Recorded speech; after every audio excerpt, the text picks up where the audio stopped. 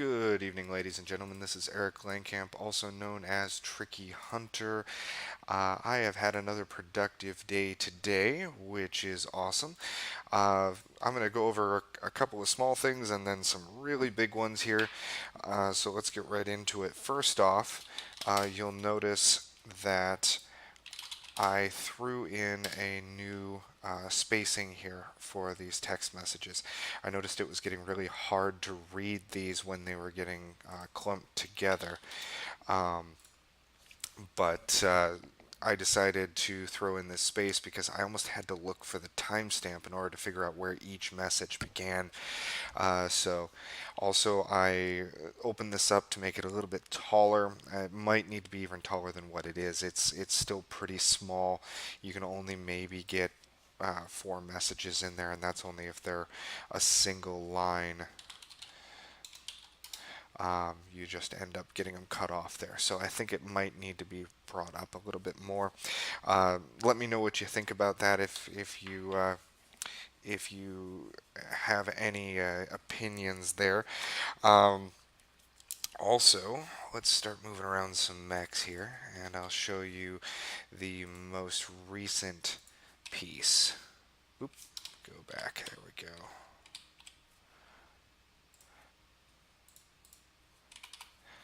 There we go.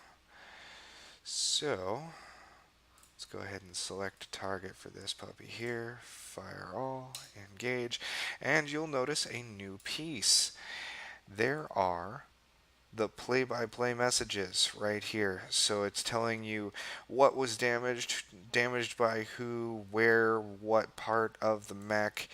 Um, if you're the one getting damaged or it's not, it's a message that is not in your favor, it's in a dark red. If it is in your favor, it's in a dark green.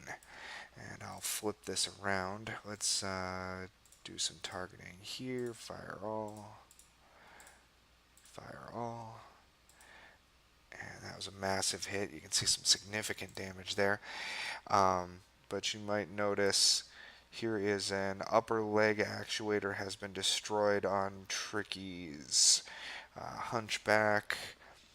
So when we get to the movement phase, if I remember correctly, that should make it significantly slower.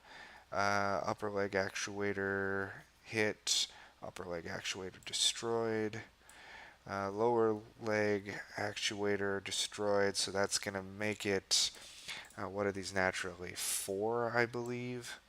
That's going to make it like a 2 for a movement speed. What else did it take? Hip. Oh, geez, it might be down to a 1 movement speed. Let's see what happens. Alright, heat and movement. Oh, wait, it's a walking movement speed. Huh. Well, that's going to take some messing with, unless I've got the wrong one in mind. I'll have to look into that. That is something that I just recently added. I haven't done a whole lot of testing, but you will notice that it is hitting the section that's producing the play-by-play for the crits. So it's a possibility that I'm just not pulling the correct data for actually applying the modifiers for the crits. So I'll write that down as a bug. Um, so yeah, the all in all, it's getting really interesting here. I am closer by the day to being able to get this game out and into your hands. So I'm really looking forward to being able to have you guys try this. Also, remember that tomorrow is the last day to get in on the pool for the cheapest of the CCs for Averon Rising now that the vote has completed.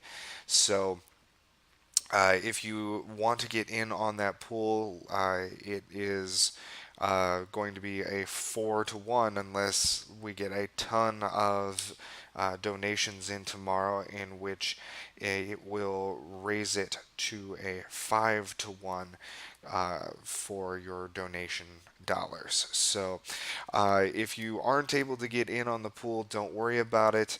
Um, we will be starting up the Patreon, and I'll be asking a few questions to you guys about, what you guys might want as a reward for being a Patreon supporter.